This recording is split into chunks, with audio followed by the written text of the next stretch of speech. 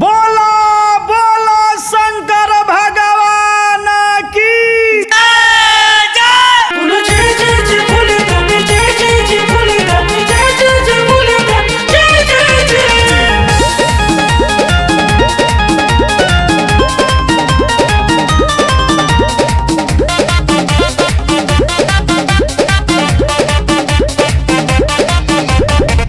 मन से मनावे जे भी सब कुछ पावे अनुधान मिलेला।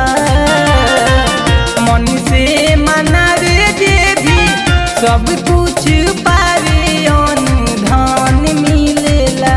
कि हमारा बाबा के भोले बाबा के भंडार नहीं कम होखेला। शिवदानी के भंडार नहीं कम होखेला।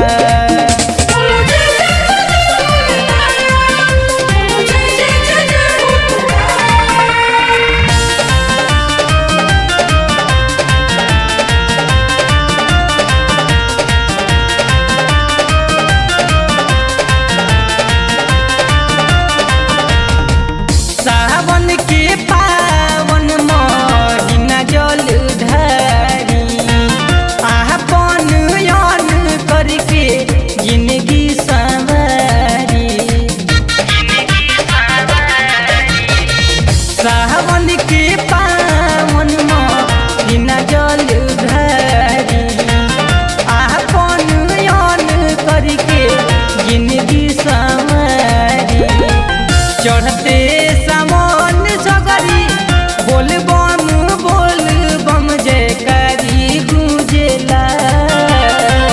चढ़ते सामान सगरी बोल बम जयकारी गूंजेला। कि हमारा बाबा के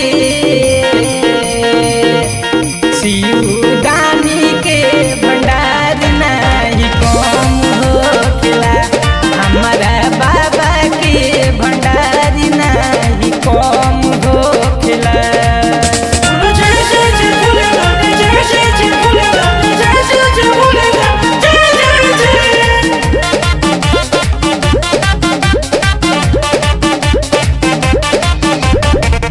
मिठुआ राज संगे करो पालन जी जल्दी से चलो ले लो पूजा के सामान जी। मिठुआ राज संगे करो पालन जी जल्दी से चलो ले लो पूजा के सामान जी। आनंद यानी बतियाई सबके समझावेला।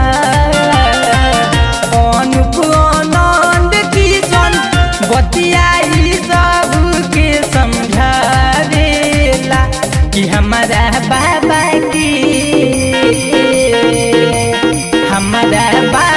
के भंडार नहीं कम होखेला। और घरदानी के भंडार नहीं कम होखेला। मन से मनावे जे भी सब कुछ पावे अनुधान मिलेला। मन से मनावे जे भी सब कुछ पावे अनुधान मिलेला। कि हमारा